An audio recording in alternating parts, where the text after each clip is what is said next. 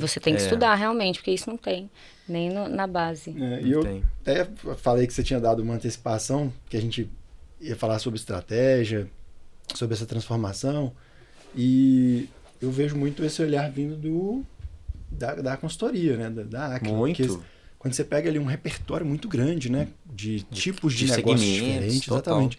Então acho que isso é insubstituível, né? Você não consegue ter uma boa formação de gestores com um olhar crítico, né, que não passa por esse repertório. Se você fica limitado, eu trabalhei muito tempo no varejo. Aí você tem toda a visão do varejo. Mas você passa fora, que eu estou fora do varejo há muito tempo, você está trazendo termos e trazendo um olhar que eu me lembro dele.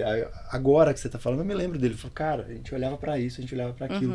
E eu já começo a fazer na minha cabeça aqui analogia com as operações que eu estou à frente hoje, que dá para usar de alguma forma, né? Existe uma analogia, existe uma lógica cruzada, uma adaptação ali. mesmo, né? Eu acho. Quando Mas a gente não é provocado, ou seja, se não se provoca também, e aí a consultoria ajuda demais. Você olha um repertório muito grande e você faz um benchmark entre os clientes. Né? E assim, o outro modo, além disso, totalmente, mas você fala muito com o dono e com a alta gestão das empresas que você tá. Então também é uma vantagem. Você tem que navegar naquele. Você entende que é a dor do cara, o que ele tá pensando, qual que é o processo de decisão que ele tá tomando. Mas sim, com certeza. E assim, aí você comentou até dos termos e tal. Acho que gestão é a técnica, né? Eu falei da gestão japonesa, que o cara análise de causa e vai entrando na causa raiz tratando e tal. Gestão da rotina. Em qualquer segmento, qualquer negócio, vai funcionar.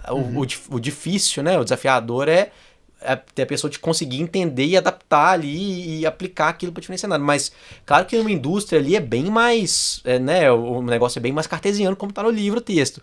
Mas, cara, num time de vendas é a mesma coisa, vai funcionar igual. Só tem que tentar o jeito de adaptar tem que ter o borogodó, né?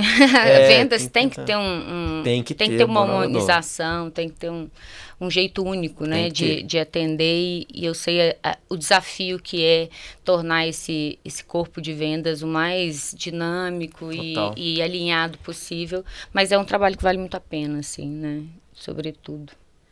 Muito bem, e dentro dessa estratégia, ainda falando ali do Grupo Supernosso, né, dessa grande transformação que vocês conseguiram, né, nesse momento, como vocês trabalharam essa questão do Omnichannel, né? De trabalhar vários canais e eles passam a ser, de certa forma, concorrentes? Como é que é a gestão disso dentro do grupo, né? Até porque tem empresas que de certa forma, passam a ser concorrentes também em alguns momentos, né? Elas se encontram ali em algumas interseções de mercado. Como que é essa gestão interna dos gestores, né? Das áreas dos gestores. Assim, esse foi um case desafiador na época, a gente pensava nisso, né? Na época, quando tinha o e-commerce, assim, aí contando uma história longa, mas curta aqui. O e-commerce na época era uma entidade, a gente chamava de uma entidade separada. Então tinha um P&L separado, etc. Então as lojas vinham com concorrente, não queria colocar propaganda da loja do e-commerce, do e-commerce dentro da loja, e achava que ele ia atrapalhar a venda, ele tá tirando meu cliente, e era etc. o maior canal de aquisição era a própria loja, né? O cara tá no momento de decisão, contato com a sua marca, ele gosta da sua marca, né? Então era um desafio. E aí o que a gente fez na época? A gente falou assim, não, vamos colocar o e-commerce em vez de sair de um lugar central, ele tinha uma loja que ele saía que era só e-commerce, cara, vamos colocar o e-commerce para sair das lojas. Isso hoje depois virou moda, assim, virou tendência no mercado, mas na época a gente foi um dos primeiros a fazer isso. E o e-commerce começou a sair das lojas. Então as lojas viraram hubs de entrega de e-commerce, etc.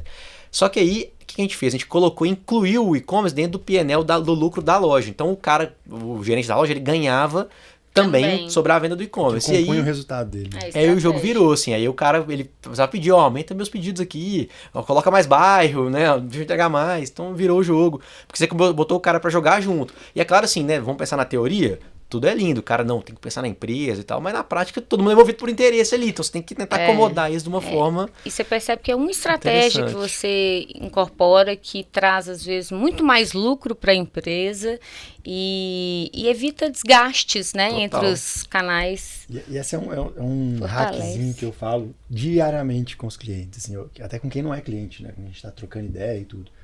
Que é um tripé que eu desenho, né? Não tem nada de técnico nisso, né? É prático. Mas é um tripé de processo, gestão e remuneração.